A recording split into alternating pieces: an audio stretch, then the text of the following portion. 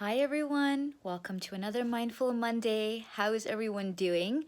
I hope that the last week's video really encouraged you. Well, the last 2 weeks really, because the first one talked about wrapping up the year and reflecting on the progress and celebrating the successes, because so often we choose not to and we just focus on how much we have not come how as far as we hoped we would be. So I guess that's a bit of a spoiler alert if you haven't watched the video yet, but I do encourage you to go back and take a look and have a good listen and take some notes and even take some moments to self-reflect. The second video, which was the first video of the year, talked about setting you up for success this year. So there are some things that you can do. It is today is the 13th of January, and many who might have set New Year's resolutions may already have found that it is now already difficult to keep up. And while that is totally normal, I want to encourage you that you do not need to give up with your goals, provided that they are healthy. So listen to more about that on the last video to help set you up if you haven't already listened to it. And if you're in the middle of about to throw in the towel, it will help you realign your focus and set you up to be able to celebrate your successes at the end of the year, like I mentioned in the first video from year end previously. So today I'm going to continue a little bit about grief, mainly because I know we've gone through a very difficult season at Christmas and the holidays in general, where many people might have experienced the loss of loved ones just not being there, or different scenarios. I have this general sense that 2019 was very hard for many people in many different aspects. And so now here we are in 2020 with a hope for the future, and looking forward to changes and things to be coming. However, there is still the baggage or backlash or whatever it is that you want to call it from the past, the 2019 and beyond that. Just bringing that into perspective, we talked about leaving the baggage behind and not allowing our past to dictate our future.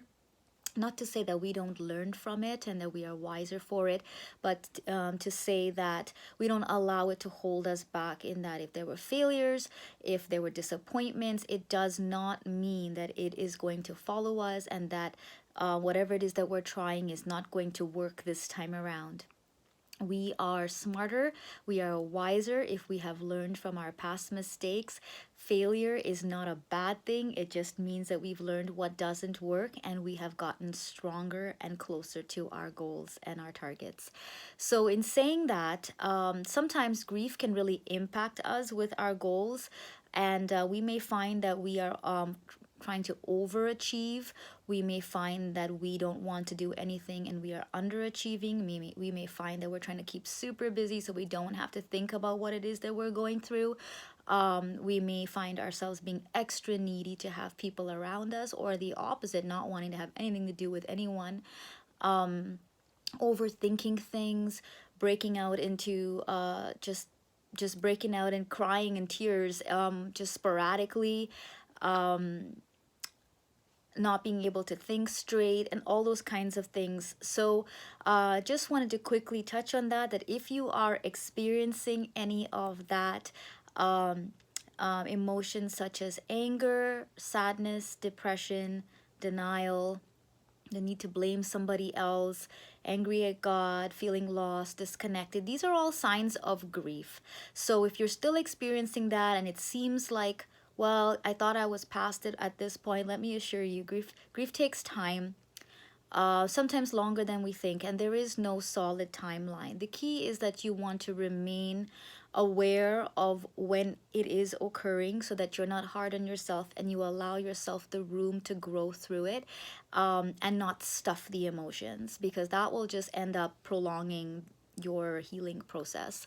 So recognizing these things and taking a moment to give yourself that space and that grace and mercy during those times is really important. Mercy towards others, grace towards yourself, will really be key to growing in these difficult situations and continuing to move forward as you pass the different stages of grief. So those are some symptoms that you want to look out for yourself and for others to help them through it. If it has been a few years, or it has been a little bit of a while, and you feel like I don't really see any kind of immediate loss that I feel like this might be grief, but I am still showing some of these symptoms. I would say that at this point, it's time to sort of consider what could potentially be causing trauma in your life. And so I would say grief and trauma is kind of connected, and it's undealt, something that's not dealt with. Now, grief is very, very tied to feeling a loss, and that does not just mean the loss of a loved one. It can be anything from moving to changes, job changes, loss of a job, moving countries, moving cities, losing friends, losing loved ones to death, or just losing relationships. So all these kinds of different things are different ways that you might be experiencing grief. Little children experience grief. So these are some things that you want to take into consideration. If your children are acting up and the behavior seems a little bit erratic at times, and question what is going on in their world as well. Grief left too long or unaddressed, things left unaddressed where we haven't processed it, can turn into trauma, which can severely impact our lives without us even knowing it. And so there are ways to sort of go about this and help work through this. And if you are experiencing any of that, I encourage you to seek out someone who is safe, that you can talk to, and someone that can help you through it. There are some great therapists out there and counselors out there. You can contact myself as well. But I encourage you to work through it as you work towards your goals for this new year. Have a great week and keep growing.